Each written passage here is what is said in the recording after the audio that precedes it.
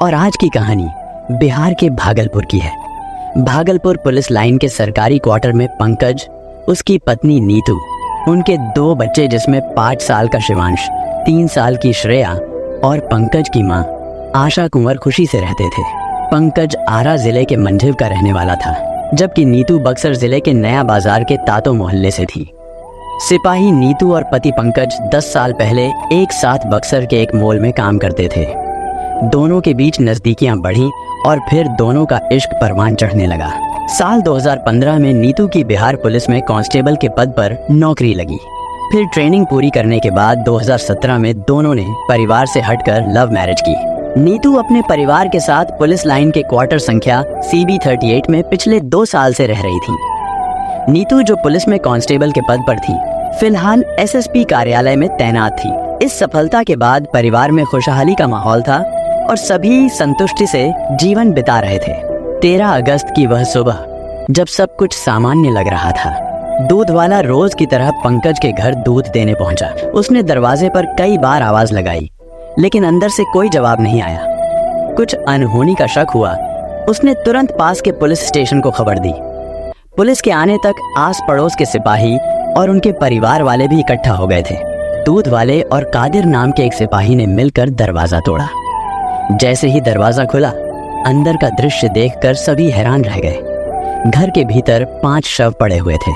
यह देखकर वहां मौजूद हर शख्स स्तब्ध रह गया। घटना की जानकारी मिलने के बाद पुलिस करीब 9:45 को नीतू के सरकारी क्वार्टर पर पहुंची। शुरुआती जांच के लिए जैसे ही पुलिस वहां पहुंची, इलाके में हलचल मच गई। करीब 15 मिनट बाद भागलपुर प्रक्षेत्र के DIG Vivekananda, SSP Anand Kumar, city SP राज, DSP सिटी अजय कुमार चौधरी और लाइन DSP समेत कई वरिष्ठ अधिकारी मौके पर पहुंच गए।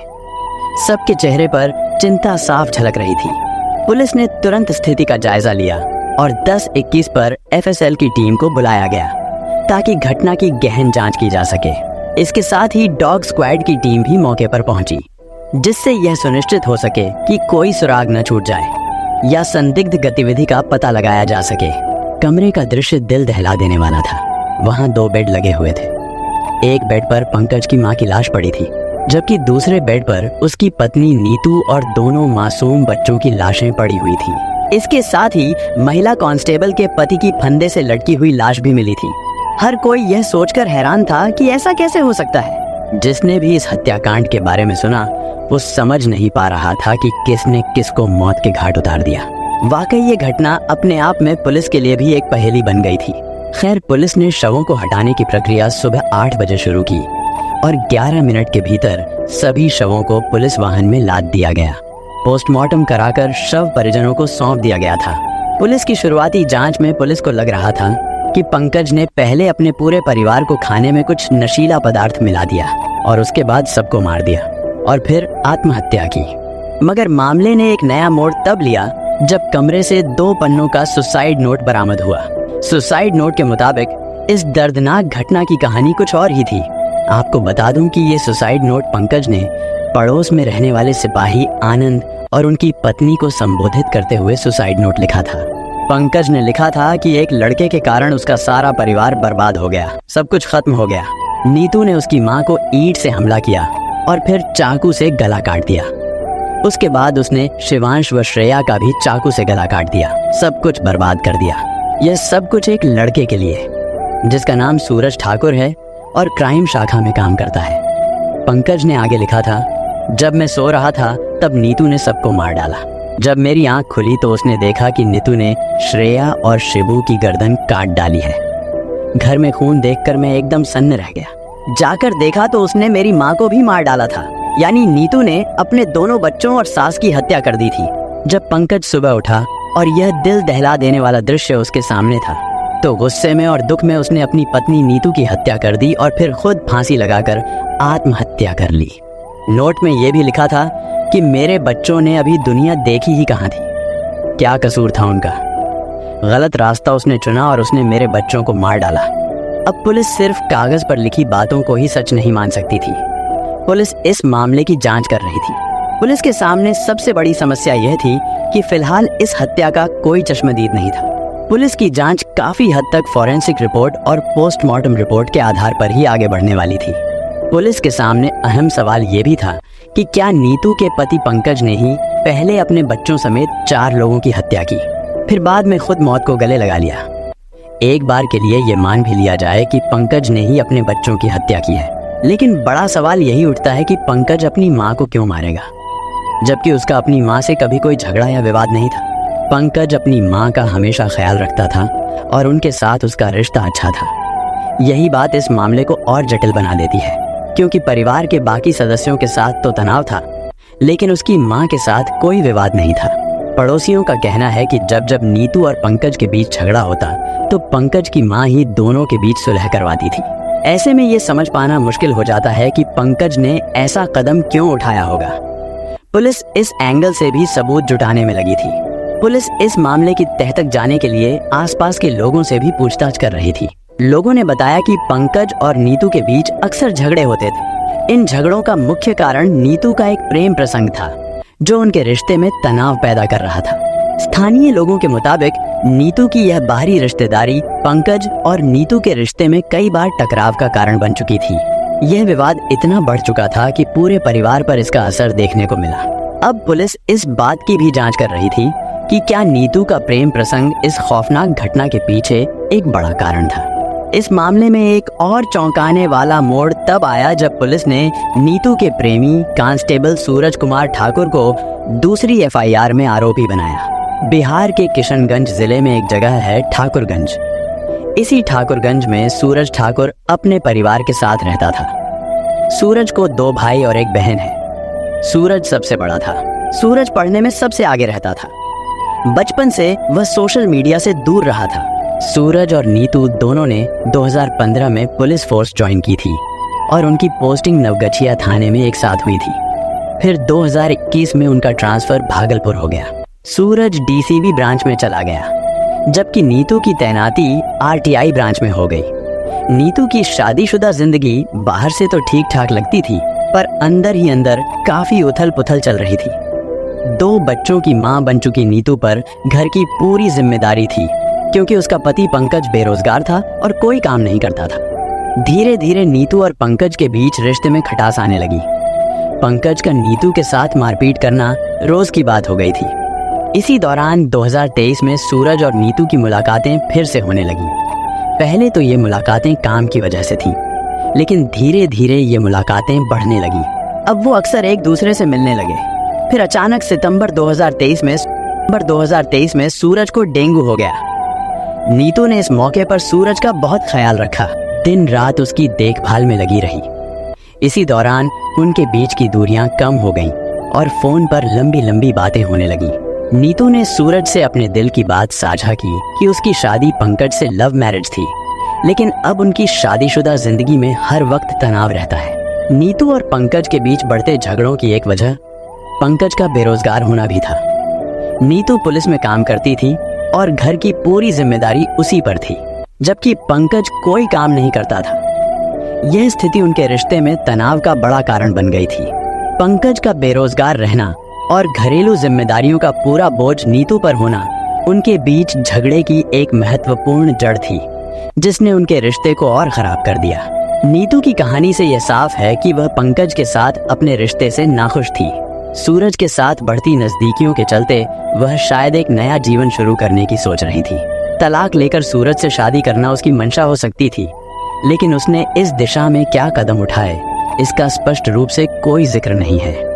दोनों के बीच बढ़ते तनाव और पंकज के साथ उसके खराब संबंधों ने स्थिति को खतरनाक बना दिया, जिसका अंत दुखद हुआ। पंकज का गुस्सा और मारपीट नीतू को अंदर से तोड़ रहा था।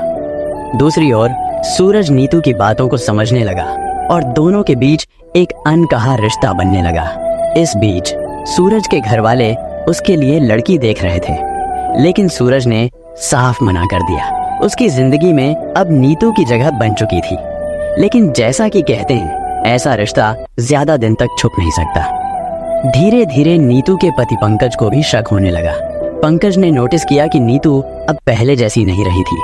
वो अक्सर फोन पर लंबी लंबी बातें करती, कभी किसी के नाम पर तो कभी बिना नाम लिए बाहर जाने के बहाने ढूंढती रहती। पंकज को ये बात अंदर ही अंदर खाए जा रही थी।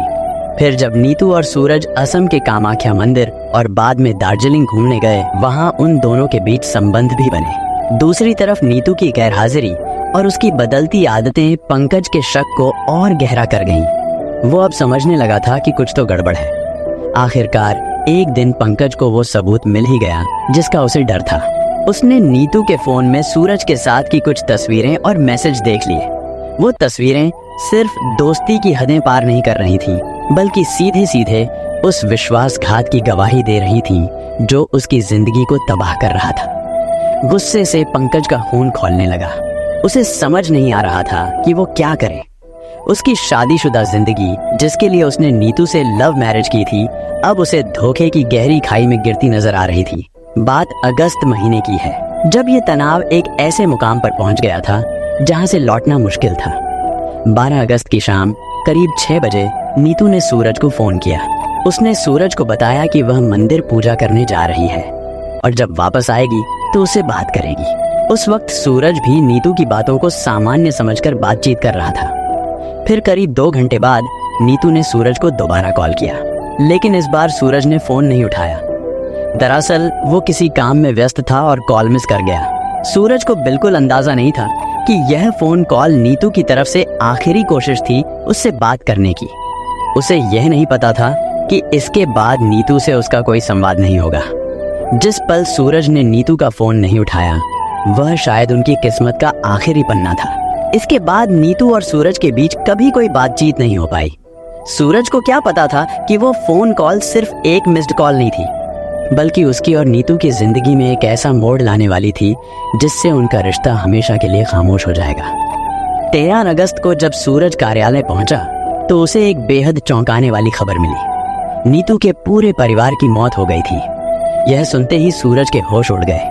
वह तुरंत नीतू के घर की ओर भागा, यह जानने के लिए कि वहां क्या हो रहा है। नीतू के घर पहुंचते ही सूरज ने देखा कि वहां बहुत भीड़ जमा थी। पुलिस और पड़ोसी सब वहीं इकट्ठा थे। सूरज का दिल घबराहट और चिंता से धड़क रहा था। जैसे ही पुलिस ने सूरज को देखा, पुलिस ने सूरज को तुरंत गिरफ्तार कर लिया। सूरज को पूरी तरह से समझ नहीं आ रहा था कि उसके साथ क्या हो रहा है। उसने खुद को इस स्थिति में पाया जहां वह न तो परिवार के मौत की हकीकत को समझ पा रहा था और न ही पुलिस की गिरफ्तारी को। उसकी जिंदगी एक पल में बदल गई थी और वह अब एक नई और खतरनाक समस्या में फंस चुका था। सूरज अब जेल के अंदर है। यह घटना काफी रहस्यमयी और जटिल थी। ऐसा लगता है कि पुलिस को भी इस मामले में सटीक कारण या जिम्मेदार व्यक्ति का पता नहीं चल पाया है। हालांकि कई संभावनाएं हो सकती थी। यह संभव है कि पंकज ने नीतू के अफेयर से परेशान होकर गुस्से में पहले अपने बच्चों, माँ और फिर नीतू की हत्या की हो। इसके बाद उसने खुद आत्महत्या कर ली हो। कई बार रिश्तों में तनाव और धोखे के कारण इस तरह के क्रूर कदम उठाए जाते हैं। एक और संभावना यह हो सकती है कि नीतू ने पहले गुस्से में अपनी सास और बच्चों की हत्या की हो, फिर पंकज से झगड़ा होने पर उसकी हत्या की हो और अंत में खुद आत्महत्या कर ली हो।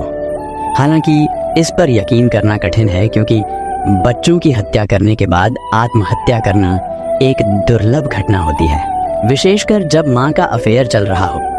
यह भी हो सकता है कि पंकज और नीतू के बीच झगड़े के दौरान स्थिति इतनी खराब हो गई कि हिंसा में तब्दील हो गई। पंकज ने पहले नीतू को मारा और फिर आत्महत्या कर ली। यह एक दुखद और दर्दनाक घटना है जिसमें पूरे परिवार का अंत हो गया। और अगर सही तथ्य सामने नहीं आए हैं तो यह रहस्य अब हमेशा के लिए दफन हो गया है। इस दुखद घटना से कई महत्वपूर्ण सीखें मिलती हैं। हर रिश्ता आपसी समझ और संवाद पर आधारित होता है। अगर किसी रिश्ते में समस्याएं या तनाव उत्पन्न हो रहे हों तो उन्हें नजरअंदाज करने की बजाय खुलकर एक दूसरे से बात करनी चाहिए। संवाद के माध्यम से कई समस्याओं को सुलझाया जा सकता है। मानसिक और भावनात्मक तनाव को हल्के में नहीं लेना चाहिए। अगर कोई व्यक्ति मानसिक रूप से संघर्ष कर रहा है तो उसे मदद मांगनी चाहिए, चाहे वह दोस्तों, परिवार या पेशेवर मानसिक स्वास्थ्य सेवा प्रदाताओं से हो। मानसिक स्वास्थ्य के प्रति जागरूकता और उसका ध्यान रखना बहुत जरूरी है। अफेयर और धोखे रिश्तों को बर्बाद कर सकते हैं। अगर एक व्यक्ति किसी और के साथ जुड़ाव महसूस कर रहा है तो अपने जीवन साथी से सच बोलना और स्थिति को साफ करना बेहतर होता है। छुपाने और धोखा देने से समस्याएं और बढ़ जाती हैं। गुस्सा और हिंसा किसी भी समस्या का समाधान नहीं है। जब गुस्सा और निराशा बढ़ जाती है तो उसे नियंत्रित करना सीखना चाहिए। भावनात्मक नियंत्रण खोने से नुकसानदायक परिणाम हो सकते हैं, जैसा कि इस घटना में हुआ। जब रिश्तों में संकट आ जाए तो मदद लेना जरूरी है।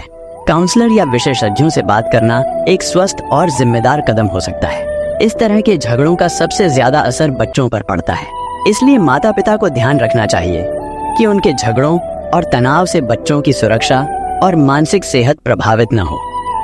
रिश्तों में खुलापन, संवाद और विश्वास की बुनियाद मजबूत होनी चाहिए। अगर कभी भी किसी को रिश्ते में दिक्कत महसूस होगी तो उसे सही समय पर बातचीत और पेशेवर मदद लेनी चाहिए ताकि हालात हिंसक मोड़ न लें। इसी तरह की सच्ची घटनाओं और सीखों के साथ मैं फिर लौटूंगा। तब तक के लिए सुरक्षित रहें, सतर्क रहें और ध्यान रखें कि किसी भी संदिग्ध स्थिति में सही कदम उठाना कितना जरूरी है।